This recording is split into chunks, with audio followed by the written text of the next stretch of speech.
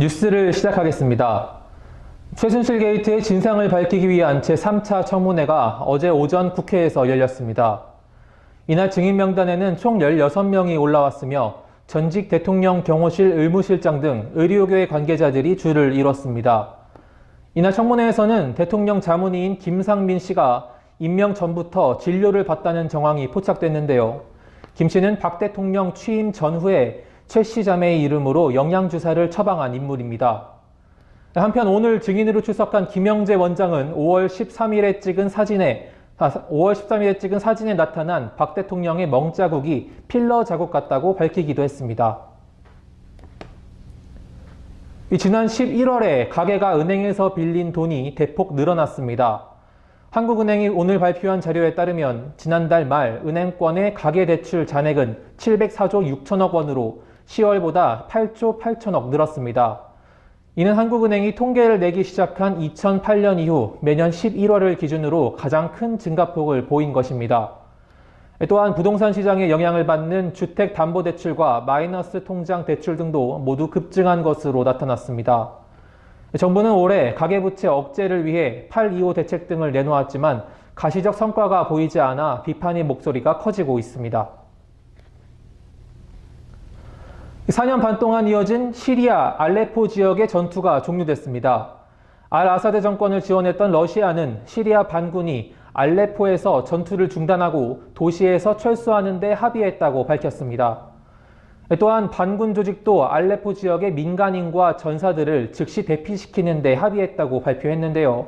이번 전투 종료 합의는 시리아 정부를 지원하는 러시아와 반군을 지원하는 터키가 합의 이행을 보증했고 반군 조직은 서쪽으로 이동할 것으로 알려졌습니다. 잉글랜드 프로축구 프리미어리그에서 선두 경쟁을 벌이던 아스널이 에버튼의 덜미를 잡혔습니다. 한국 시간으로 오늘 열린 EPL 16라운드 경기에서 아스널은 1대2로 에버턴에 역전패했습니다. 아스널은 전반 20분 산체스의 첫 골을 시작으로 경기를 이끌었지만 전반 44분과 후반 41분에 에버턴에 득점을 허용했습니다. 이날 패배로 아스널은 개막 이후 무패 행진을 멈췄고 승점 34점으로 2위에 머무르게 됐습니다. 할리우드 스타 조니 뎁이 이름값을 하지 못한 배우 1위에 올랐다는 소식 전해드렸었는데요. 이번엔 반대로 출연료 대비 많은 수입을 올린 이른바 몸값하는 배우들의 명단이 공개돼 이목을 끌었습니다. 미국의 경제지 포브스가 발표한 1위는 바로 캡틴 아메리카의 주인공 크리스 에반스였는데요. 출연료 1달러당 135달러를 벌어들이며 지난해에 이어 2년 연속 1위에 올랐습니다.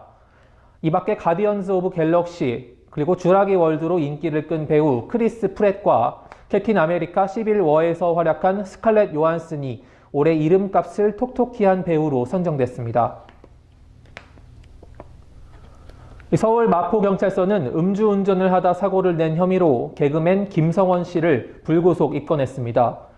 김 씨는 어제 새벽 4시쯤 서울 마포구 홍익대 부근에서 음주운전을 하다 횡단보도를 건너던 33살 윤모 씨를 치어 부상을 입힌 혐의를 받고 있습니다. 경찰은 현장에서 음주 측정을 한 결과 김 씨의 혈중 알코올 농도는 면허 정지 수준인 0.089%였다고 밝혔습니다.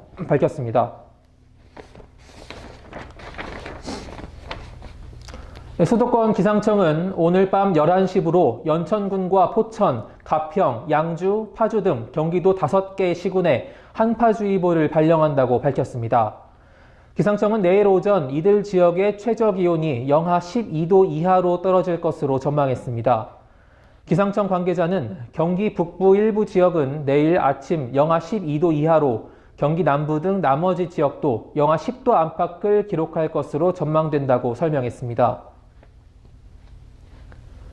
국정 역사교과서에 반대하는 시민단체들이 국정화를 강행하는 이준식 사회부총리 겸 교육부 장관의 사퇴를 촉구했습니다.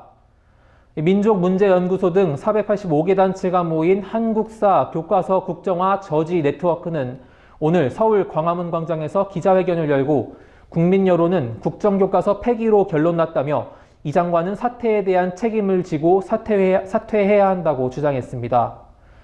또 국정교과서에 대해서도 1962년 5.16 쿠데타 당시 역사 인식을 부활시켰다며 전두환 정권의 역사 교과서보다 훨씬 후퇴한 것이라고 비판했습니다. 로드리고 두테르테 필리핀 대통령이 과거 자신의 고향인 다바오시에서 시장으로 재직하던 시절 마약 사범을 직접 살해한 적이 있다고 밝혔습니다. 현지 언론에 따르면 두테르테 대통령은 지난 12일 대통령궁에서 사업가들을 만나 자신이 다바오시 시장으로 재직할 때 개인적으로 마약 용의자를 죽였다고 말했습니다.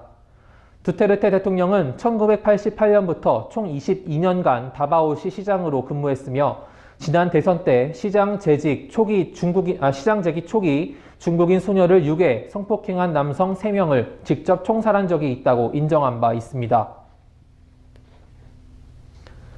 중국이 도널드 트럼프 미국 대통령 당선자에 맞서려면 국방비와 전략 핵무기를 모두 늘릴 필요가 있다고 중국 관영 매체가 주장했습니다.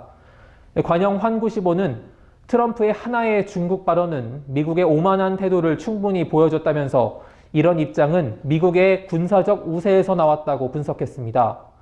그러면서 협박과 위협에 직면한 중국이 군사력을 보강하는 것은 제일 시급한 과제이며 억지력을 강화하려면 전략적 핵 능력을 강화해야 한다고 주장했습니다. 뉴스를 마칩니다. 고맙습니다.